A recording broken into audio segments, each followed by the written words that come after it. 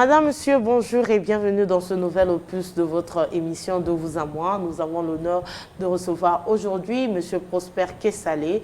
Il est l'ancien député du district de Pokola, de Nukolela, et il est l'actuel directeur de l'équipement à l'enseignement technique et professionnel.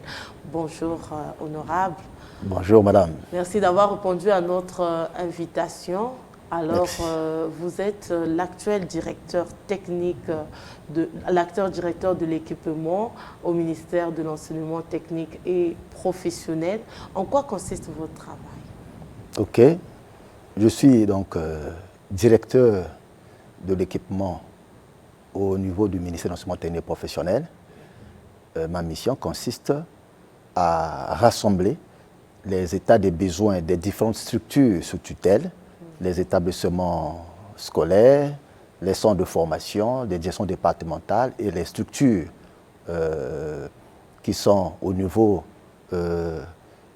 disons des directions générales et des directions centrales. Et tous ces besoins, nous les rassemblons et nous les convertissons en états afin de les approvisionner.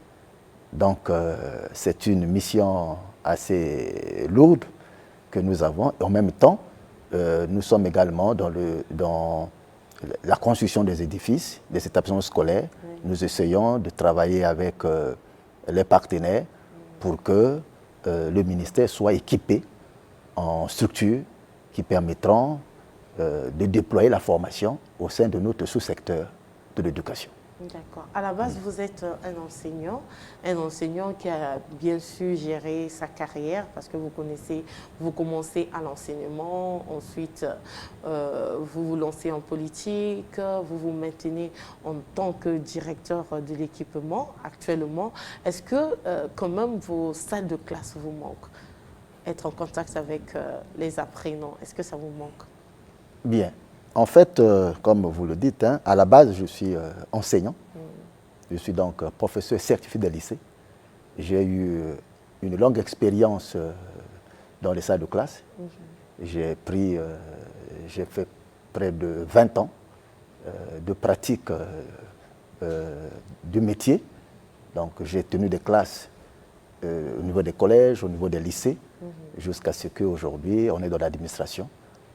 Bon, l'enseignement, c'est une partie de nous. Donc, ça nous accompagne à toutes les étapes de la vie.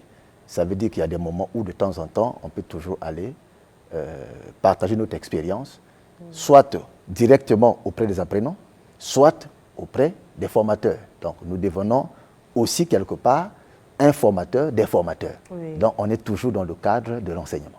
Oui. Et comment avez-vous géré votre parcours? Est-ce que dès le début, vous saviez, par exemple, que vous allez vous lancer en politique, que vous allez devenir représentant du district de Nukolela? Ou c'est arrivé comme ça avec le temps? Okay. Bon, pour parler de la politique, je dirais que c'est un domaine qui nous a occupés depuis le jeune âge. Vous savez, nous sommes un peu comme je le dis souvent de l'ancienne école, nous sommes le fruit de la Révolution. Nous sommes nés à l'époque du Mono, où nous étions membres de droit des structures révolutionnaires. Pour notre part, nous étions membres actifs de l'UGC. Oui. Donc l'UGC à l'époque, c'était le mouvement de jeunesse, donc le mouvement d'avant-garde du Parti contre le travail. À cette époque, j'étais déjà depuis 1985, donc je me trouvais au collège, j'étais postulant.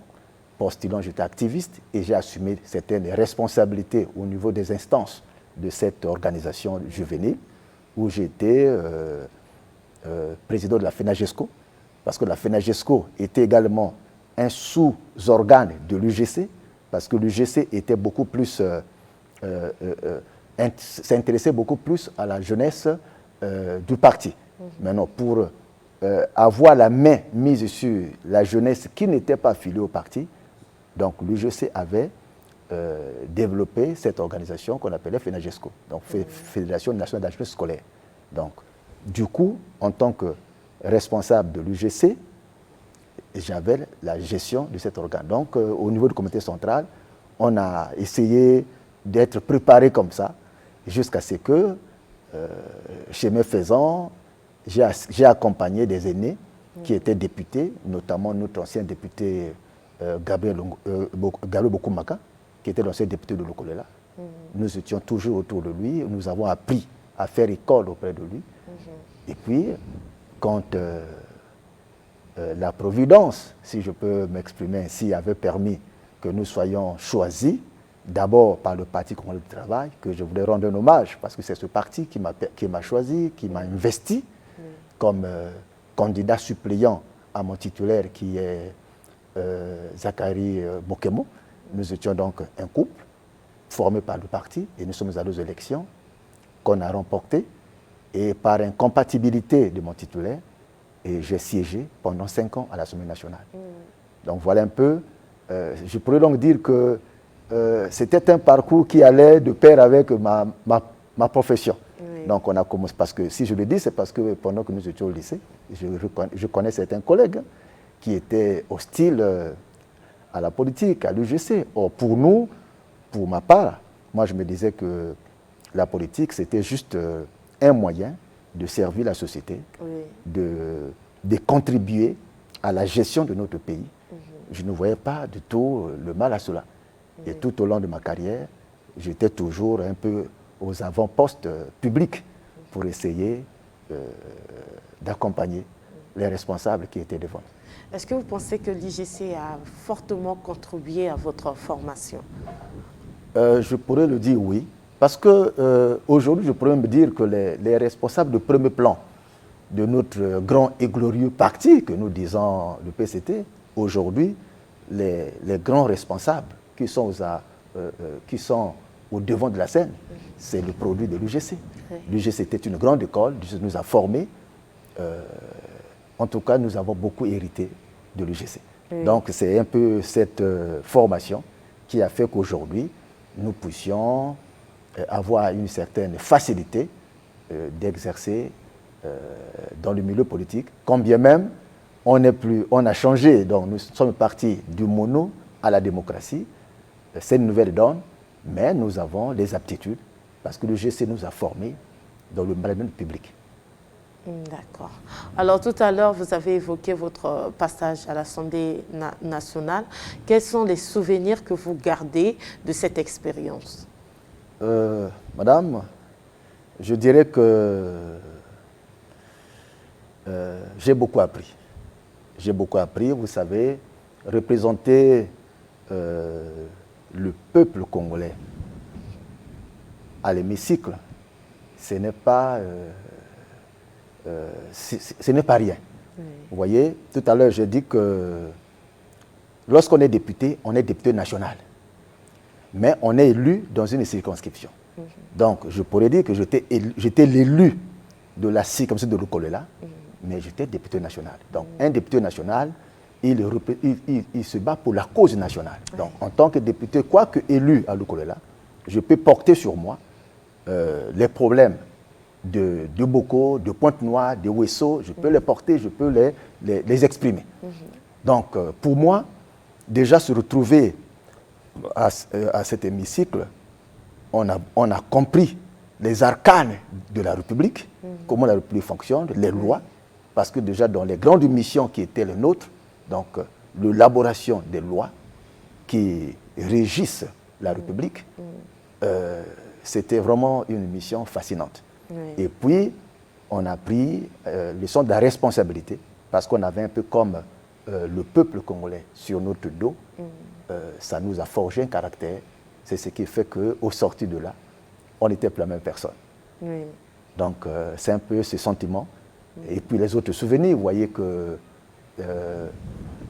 5 ans, on a côtoyé les sommités de la République, parce que nous étions une grande institution, parce que l'Assemblée nationale et le Sénat, les 2 chambres du Parlement, nous étions de temps en temps en synergie, puisqu'il y avait des sessions telles que nous appelons des congrès, où nous étions les 2 chambres ensemble, et en face de la présidence de la République. Et puis, on a essayé un peu de travailler avec les ministères, parce que c'était un problème de nos populations. C'est nous qui étions un peu comme des avocats défenseurs auprès de chaque ministère. Donc, ce travail-là nous a formés, nous a façonnés, Et à l'actif, on a emmagasiné une petite expérience qui peut encore servir à notre pays et à notre peuple. Voilà. Alors, lorsqu'on est un citoyen simple, on a tendance à être très critique envers l'exécutif. Mais est-ce que lorsqu'on représente le peuple, on comprend un peu certaines situations, pourquoi il y a une lenteur au niveau de tel ou tel dossier? Est-ce que ça change un peu notre vision de voir les choses? Mais justement, madame, vous savez, lorsqu'on est élevé en responsabilité, on ne peut plus regarder les choses de la même manière qu'un citoyen lambda. Parce que généralement, les citoyens voient simplement ce qui est ordinaire. Mais le responsable comprend les mécanismes, il comprend les difficultés. Du coup, il ne peut pas avoir la même réaction parce que déjà sa vision n'est pas la même. On peut penser qu'on est complice. Non, on n'est pas complice, mais on comprend. Et notre manière de réagir, nous ne pouvons plus réagir comme un citoyen ordinaire. Donc c'est ce sens de responsabilité au cœur de la République qui fait qu'on a un regard nouveau et du coup on a une attitude nouvelle. Oui, on agit. Il y a des moments où nous pouvons... Parce que lorsque un parlementaire agit, ce n'est pas toujours lors des questions orales, avec débat, mais il y a aussi un parlementaire peut aller rencontrer un membre de l'exécutif dans son cabinet et discuter à tout moment. Et il y a également des questions écrites. Vous voyez? Donc, ce n'est pas toujours le tape à l'œil que les gens veulent faire pour montrer que voilà, ils sont en train de travailler. Non. En fait, nous agissons dans un sens de responsabilité. Donc, on ne peut plus avoir des réactions de l'homme de la rue et puis prendre... parce que le gouvernement, c'est aussi une institution respectable. Donc, il y a une manière de poser les problèmes envers les autres membres des autres institutions. Oui. Et en ce qui concerne Lukolela, quelle est la particularité de ce district que vous avez représenté à l'Assemblée nationale? Ok, merci madame pour cette question qui me va droit au cœur. Parce que Lukolela, c'est ma vie. C'est ma terre natale. Je l'ai représenté dignement, je peux me permettre de le dire avec le recul du temps, que j'ai représenté le district de Lukolela dignement à l'Assemblée nationale. Et puis la particularité de ce district, ce qui est reconnu par tous d'ailleurs, c'est que le district de Lukolela, c'est un district cosmopolite. D'aucuns me diront que chaque district de notre pays, chaque ville est cosmopolite. Je peux vous donner, je peux m'exprimer en des termes simples. Pour ne peut-être pas toucher les sensibilités des uns des autres, je pourrais dire que si nous prenons n'importe quelle localité du Congo, généralement, l'élu national, sinon le député, sort toujours un peu comme des détenus dominants, des détenus qui dominent la circonscription. Vous pouvez vous-même vous représenter. Mais à Lukolela, vous pouvez partir de n'importe quel coin de la République. Il peut même arriver que vous n'êtes même pas né à Lukolela. Parce que Lukolela est constitué à près de 90% d'une population flottante. Quand j'appelle les populations flottantes, ce sont des populations qui sont venues d'ailleurs, ils sont venus s'installer. Mais dans d'autres localités, si vous êtes venu vous installer là, même si vous avez vécu là pendant longtemps, vous avez fait des enfants, quand vous portez votre candidature, il y a des autochtones, il y a des populations, l'ethnie majoritaire, qui pourra vous dire, écoutez, vous n'êtes pas chez vous. Mais à Lukolela, même si tu quittais la France, même si c'était un Français qui vient s'installer là, il peut être candidat et être élu. La preuve en est que nous avons eu, si je cite au moins dans les 5 dernières années, dans les 5 mandats passés, on a eu par exemple un député Mboshi, on a eu un député Kouyou, on a eu un député Mbeti, on a eu même à l'époque, disons, un député Boumitaba. Donc vous voyez que presque toutes les ethnies ont la possibilité de se faire élire. Donc c'est un peu ça, cette particularité, qui fait que c'est une population qui vit dans une coexistence pacifique. Vous voyez? Donc c'est ça d'abord la première particularité. Donc on n'est pas fondé sur l'ethnie. Vraiment, je peux même dire que c'est même le sens de l'unité nationale. On vit l'unité nationale. Il n'y a pas question de dire que voilà, il n'est pas chez lui ici. Non, donc c'est déjà ça. Et puis, pour moi, je sors de là avec un sentiment de satisfaction. Oui. Ce n'est pas d'autosatisfaction, mais pour le travail qui a été fait, je le dis encore, la population de Kolela peut témoigner cela, que j'ai été à la hauteur de ma mission. Est-ce que vous avez... Et pour moi, je me dis mission accomplie. D'accord. Est-ce que vous avez été très déçu lorsque vous n'avez pas été réinvesti par le parti? Bon, déjà, je ne peux pas dire que j'étais déçu, parce que en tant que membre du Parti contre le travail, et puis avoir été moulé dans cette école de la jeunesse que j'ai dit, l'UGC, nous sommes soumis à la discipline du parti. Oui. Nous sommes soumis à la vision du parti.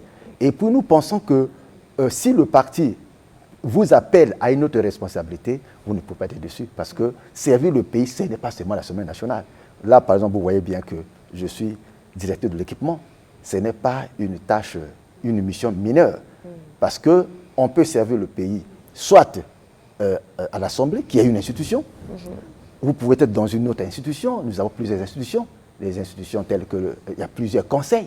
Conseil de la jeunesse, conseil des femmes, des institutions constitutionnelles que nous connaissons. Il y en a un nombre. Il y en a dans l'administration. Vous voyez un peu? Même en tant qu'enseignant, moi je vous le dis, moi je suis... Pour vous dire que je n'étais pas dessus, parce qu'il y a certaines personnes qui peuvent penser que lorsque vous avez déjà été ici à ce niveau, vous ne pouvez plus redescendre. Mais non, moi quand je sors de l'Assemblée, en 2022, à la fin de notre mandat, je suis allé occuper mon poste d'enseignant au lycée technique Paul Memé. J'enseignais l'informatique, je faisais des cours de programmation, je n'étais pas complexé. Il y a eu des collègues qui m'ont dit, mais honorable, tu viens? Je dis oui, je suis de profession enseignant. Et l'Assemblée, les fonctions, c'est des nominations pour certains, c'est des élections pour d'autres. Mais vous avez d'abord un métier. Et c'est pour cela que moi, je suis toujours heureux de servir mon pays à quelque niveau de responsabilité, comme appellerait, je serai toujours disponible, sans complaisance, sans état d'âme. D'accord. Alors, nous sommes en période préélectorale. Ce sont des moments qui sont vraiment très tumultueux, notamment dans nos districts, à l'intérieur du pays. Les gens s'intéressent vraiment à la politique. Et parfois, on sent qu'il y a certains hommes politiques qui viennent pour diviser. Parfois, tu vois, le cousin et la cousine ne s'entendent plus, sous prétexte que toi, tu as choisi tel candidat et tel candidat. Mais qu'est-ce que vous faites, en ce qui vous concerne, pour rassembler la population autour justement du débat politique? Qu'est-ce que nous devons faire exactement pour ne pas que ces moments-là soient des moments de division au sein de nos familles, surtout dans les districts, hein, généralement, c'est vraiment très chaud. Oui, je me souviens des moments douloureux que nous avons connus dans ce pays. C'était justement cette fibre-là qui faisait que, bon, à un moment donné, on ne s'acceptait pas. Oui. Mais pour moi, je me dis que nous sommes à l'école de la démocratie. À un moment donné, quand un enfant rentre à l'école, à la maternelle, il y a un type d'enseignement qu'il reçoit. À l'école primaire, au collège, au lycée, au fur et à mesure qu'il franchit un palier, les enseignements changent, il grandit en maturité. Moi, je crois que j'ai confiance au peuple congolais. Oui. Peu importe la circonscription, parce que déjà, parce que nous, au moins, nous avons vécu l'entrée du Congo de la démocratie. En 92, je venais d'avoir mon baccalauréat en 90. Ça veut dire que déjà en 90, le vent de la pérostratie soufflait déjà au Congo. Jusqu'à ce qu'en 91, il y a eu une conférence nationale. Moi, j'étais à la faculté des sciences. Donc, en face du marché total, là où la fac des sciences était encore entre l'Institut géographique et le marché total dans la forêt. Vous voyez que nous étions à la faculté en pleine conférence nationale quand ça a ouvert le 25 février 1991. Donc, pendant tout ce temps, les 5 mois durant, où le feu a été jeté aux poudres, mais nous avons vécu ces moments. Et après ce passage, on est arrivé aux événements de 93, 94, tout ça, mais jusqu'au 90. Moi, je crois que tous ces événements sont en train de mûrir le peuple congolais. Je doute fort que nous puissions encore, même si les gens peuvent encore se replier dans certaines identités, je crois que le peuple est en train d'acquérir une maturité. Pire encore, nous sommes en train de s'ouvrir à une génération que l'on appelle, entre guillemets, Android. Vous voyez que à un moment donné, nous ne sommes pas suffisamment informés. Vous voyez, avec le numérique aujourd'hui, à une minute prête, l'information l'événement qui se passe, qui se déroule à Ouesso, à Boko, du coup, est connu à travers la République. Du coup, cette manière, c'est-à-dire que ces technologies, cette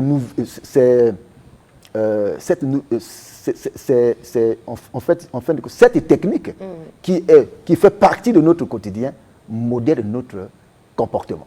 Donc les gens prêtent un peu attention à ce qu'ils sont en train de faire. Donc pour me résumer, je peux me dire qu'aujourd'hui, même quand j'étais, pendant les 5 ans de mon mandat à l'Assemblée, j'étais toujours l'homme qui arrondissait les angles. Je ne pouvais jamais appeler une partie de la population contre une autre partie de la population. Donc pour ma part, nous sommes en démocratie. Les uns et les autres sont libres de faire le choix de leur parti politique, de leur idéologie. Nous les respectons et nous pensons aussi que si nous avons des idées à diffuser, nous pouvons aussi les diffuser sans pourtant heurter la santé des autres.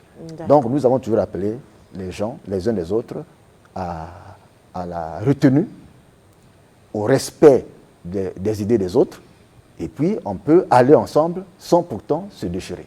D'accord. Alors, vous l'avez dit, vous êtes lancé en politique très tôt, vous avez vu l'arrivée de la démocratie. Est-ce qu'aujourd'hui, vous pouvez affirmer de façon directe et claire que le processus démocratique dans notre pays a évolué? Je peux le dire, sans le risque de me tromper, que le processus est en cours. Et nous avons fait des pas, nous sommes en train de faire des pas en amont, disons en avant. Parce que ce qui est déclenché là, on ne pourra plus reculer. Donc je vois que les choses sont en train d'évoluer, certainement à notre rythme, parce qu'à un moment donné, les gens veulent faire du mimétisme. Souvent, on cherche à calquer notre progrès par rapport aux autres nations, comme par exemple les nations occidentales, et ainsi de suite. Mais je pourrais peut-être profiter de dire que la démocratie, comme le disait quelqu'un, n'est pas une notion, un concept figé. Vous voyez que la démocratie, pour certains, on veut simplement la calquer au modèle occidental. Nous pouvons aussi nous inspirer du modèle occidental et la pratiquer à notre manière. C'est comme aujourd'hui, vous voyez, la Chine est partie de l'économie planifiée vers l'économie de marché, mais tout en préservant un certain mode d'organisation de la société. Voyez. Donc, nous ne sommes pas obligés de faire comme les Français, de faire comme les Américains. La preuve en est que les Français et les Américains, qui sont un peu comme en avant-garde de la démocratie, ne voient pas les choses de la même manière. Aux États-Unis, nous avons des grands électeurs. Ça veut dire que ce n'est pas le citoyen lambda qui vote le président de la République. Parce que le vote des grands électeurs peut primer sur le vote des citoyens. Je ne sais pas si on se fait comprendre. Ça veut dire que les citoyens en majorité peuvent élire un candidat, mais si les grands électeurs qui sont peu décident pour notre candidat, ils passent. Mais on est toujours en démocratie. Mais en France, avec le système présidentiel, vous voyez que les paramètres sont un peu hauts. Donc je crois que nous aussi au Congo, connaissant notre sociologie et notre anthropologie, on pourra toujours s'organiser d'une certaine manière pourvu qu'il y ait la paix, pourvu qu'il y ait que les uns et les autres s'accordent sur un certain nombre de principes. Donc, c'est toujours de la démocratie que nous sommes en train de prôner et d'appliquer, mais à notre manière et à notre rythme.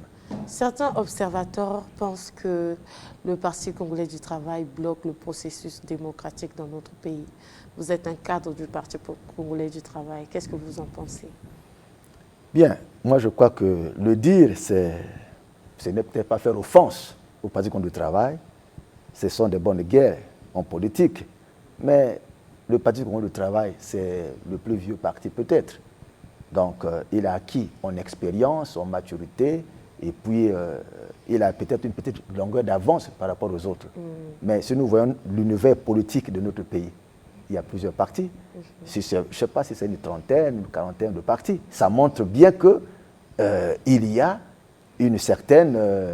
le Parti accepte. Nous avons des partis d'opposition, nous avons des partis de centre qui sont connus. Donc, vous voyez, donc, je ne vois pas en quoi le Parti congolais du travail peut bloquer ou bloque, étant donné qu'il compose avec les autres forces politiques qui ne regardent pas la société de la même manière que lui. Donc, moi, je crois que c'est peut-être des accusations, peut-être gratuites, ou encore, lorsque l'adversaire est en manque d'arguments, bon, il peut jeter l'invective. Mais sinon, je pense que nous acceptons le débat contradictoire. Il y a des jeunes aujourd'hui qui ne sont pas au Parti congolais du travail, qui s'expriment, qui tirent même à boulet rouge sur le parti, sur nos responsables. Mais personne n'est inquiété. On n'est pas venu arrêter quelqu'un pour le foutre en prison. C'est pour dire qu'on respecte leurs paroles. Et le combat politique, c'est autre chose. Justement, il y a ces jeunes-là qui déplorent le fait que lorsque vous êtes à l'opposition, vous avez très rarement accès aux postes de responsabilité dans notre pays. Il faut être un cadre du Parti congolais du travail, ce sont les observateurs qui le disent, pour avoir accès aux postes de grande responsabilité. Est-ce que vous aussi, vous constatez la même chose? Bon, je crois que c'est quand même difficile pour moi de répondre à cette question parce que il y a des postes de nomination qui, quelquefois, qui dépendent de certaines compétences. Moi, je crois qu'un citoyen congolais, qu'il fasse la politique ou pas, il est d'abord fils du pays. Si le pays, la nation a mis des moyens, comme nous, je prends notre cas, c'est juste une manière de parler, parce qu'aujourd'hui, il n'y a peut-être plus les mêmes conditions que nous à l'époque. Nous qui avions, l'élève pouvait commencer de percevoir une bourse depuis le collège. Nous l'avons eu. Au collège, on avait des bourses, à l'internat, des lycées, jusqu'à l'université. C'était très facile et vous voyez très accessible. L'État a mis des moyens, c'est l'argent de contribuable, a mis pour former un Congolais. Il va soit étudier en Europe, n'importe où, ou même sur place. Il acquiert des compétences, un savoir-faire.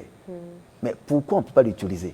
Dire qu'il doit forcément être partagé la philosophie politique du parti au pouvoir. Je ne pense pas. Parce que nous avons à la fois des institutions politiques, mais nous avons aussi des structures purement techniques qui requièrent une compétence. Aujourd'hui, il y a des appels à candidature, même dans certaines structures publiques, qui demandent, qui mettent en place des processus de sélection par test. Mais je ne vois pas comment un jeune cadre congolais ou un cadre congolais qui répond aux critères, qui a l'expertise, on va le mettre de côté simplement parce qu'il ne partage pas la philosophie politique. Je pense que nous sommes presque à la fin de cette émission. Vous avez l'honneur de recevoir votre pays à la direction de l'équipement au ministère de l'enseignement technique et professionnel. Comment pouvez-vous décrire cette expérience? Bien, cette expérience, je la dois à mon ministre de tutelle, parce que c'est lui qui a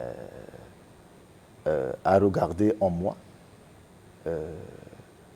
certaines compétences qui pouvaient me permettre d'occuper cette fonction. Oui. Donc c'est le ministre de l'enseignement technique et professionnel, l'actuel, donc Ghislain Thiori-Magissé-Bomé, qui a permis que j'occupe cette fonction. Et je sais de faire de mon mieux pour être à la hauteur de cette tâche. Et je crois que depuis 2023, que j'ai été élevé à cette fonction, j'ai essayé de faire ce qui était de mon devoir. Et je crois que c'est une nouvelle expérience qui s'est ajoutée à mon cursus. Et je remercie énormément mon ministre parce que c'est grâce à lui que j'ai pu occuper cette fonction. Merci d'avoir répondu à notre invitation. Malheureusement, le temps qui nous est imparti arrive à sa fin. Nous espérons vous avoir très prochainement à notre émission. Merci beaucoup. Voilà. Mesdames et messieurs, c'est la fin de cette émission. Nous vous remercions encore une fois de votre attention. On se retrouve à très bientôt sur la télévision nationale congolaise. Et n'oubliez pas, vous pouvez nous suivre quand vous voulez, comme vous voulez, sur les plateformes YouTube, TikTok, Facebook, avec le mot-clé de vous à moi avec Rebecca Deibende. Merci, au revoir.